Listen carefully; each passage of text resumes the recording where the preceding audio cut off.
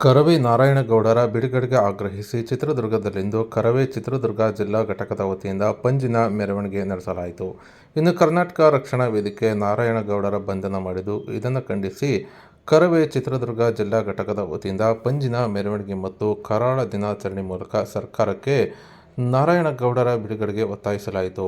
ಇನ್ನು ಬೆಂಗಳೂರಿನಲ್ಲಿ ಕನ್ನಡ ಕಡ್ಡಾಯ ಅಭಿಯಾನ ಕಾರ್ಯಕ್ರಮದಲ್ಲಿ ಮೆರವಣಿಗೆ ಹೊರಟಿದ್ದ ಕರವೇ ರಾಜ್ಯಾಧ್ಯಕ್ಷ ಟಿ.ಎ. ನಾರಾಯಣಗೌಡರು ಮತ್ತು ತಂಡದವರನ್ನು ಬಂಧಿಸಿ 5 ದಿನಗಳಾಗಿದ್ದರೂ ರಾಜ್ಯ ಸರ್ಕಾರ ಬಿಡುಗಡೆ ವಿಚಾರದಲ್ಲಿ ಯಾವುದೇ ತೀರ್ಮಾನ ಕೈಗೊಳ್ಳದ ಕಾರಣ ಚಿತ್ರದುರ್ಗ ಜಿಲ್ಲಾ ಕರ್ನಾಟಕ ರಕ್ಷಣಾ ವೇದಿಕೆ ಘಟಕದ ವತಿಯಿಂದ ಪಂಜಿನ ಮೆರವಣಿಗೆ ಮೂಲಕ ಪ್ರತಿಭಟನೆ ನಡೆಸಿ ಆಕ್ರೋಶ ಹೊರಹಾಕಲಾಯಿತು.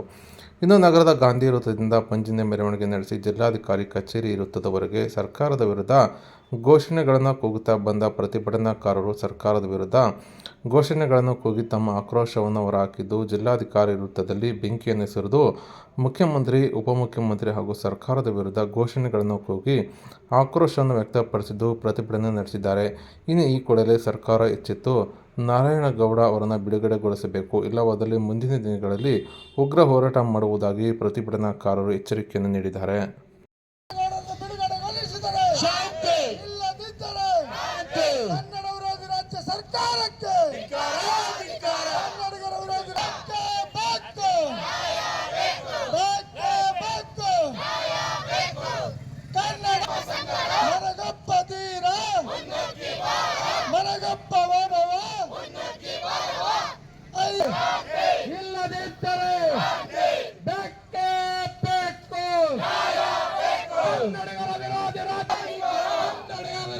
ಸರ್ಕಾರಕ್ಕೆ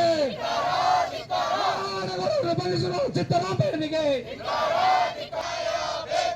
ಬೇಕೇ ಬೇಕು. ಕನ್ನಡಿಗರ ವಿರೋಧಿ ರಾಜ್ಯ ಸರ್ಕಾರಕ್ಕೆ, ಕನ್ನಡಿಗರ ವಿರೋಧಿ ರಾಜ್ಯ ಸರ್ಕಾರಕ್ಕೆ ಬೇಕೇ ಬೇಕು, ಬೇಕೇ ಬೇಕು. ಕೂಡಲೇ ನಾರಾಯಣಗೌಡರನ್ನು ಬಿಡುಗಡೆಗೊಳಿಸಿದರೆ, ಇಲ್ಲದಿದ್ದರೆ ಕೆಟ್ಟ ಕನ್ನಡ ವಿರೋಧಿ ರಾಜಕಾರಣಿಗೆ ಹೇಳಿ ಧಿಕ್ಕಾರ. ಏನಿದು ರಾಜ್ಯ, ಏನಿದು ರಾಜ್ಯ, ಗೂಂಡಾ ರಾಜ್ಯ, ಗೂಂಡಾ ರಾಜ್ಯ.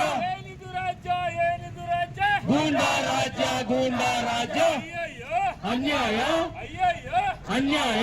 ಸರ್ಕಾರಂತೆ ಸರ್ಕಾರ, ಅವರಪ್ಪಂದಂತೆ ಸರ್ಕಾರ, ಕಾನೂನಂತೆ ಕಾನೂನು, ಅವರಪ್ಪಂದಂತೆ ಕಾನೂನು. ಬೇಕೇ ಬೇಕು ನ್ಯಾಯ, ಬೇಕು ಬೇಕೇ ಬೇಕು ನ್ಯಾಯ, ಬೇಕು ಬೇಕೇ ಬೇಕು ಬೇಕೇ ಬೇಕು ಸರ್ಕಾರಂತೆ ಸರ್ಕಾರ. ಅಲ್ಲ ಆಮೇಲೆ ಅಯ್ಯಯ್ಯೋ ಅಯ್ಯಯ್ಯೋ ಬೇಕೇ ಬೇಕು. ಅಯ್ಯಯ್ಯೋ ಅಯ್ಯಯ್ಯೋ ಸತ್ತರಪ್ಪ ಸತ್ತಾರೆ, ಸತ್ತರಪ್ಪ ಸತ್ತಾರೆ,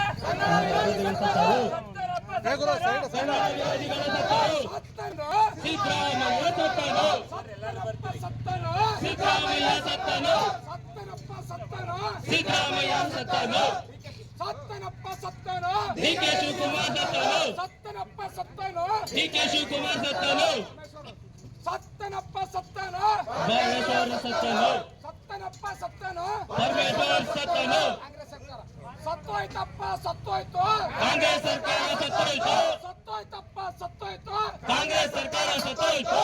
ನಾಡ ವಿರೋಧಿ ಕಾಂಗ್ರೆಸ್ ಸರ್ಕಾರಕ್ಕೆ ಧಿಕ್ಕಾರ.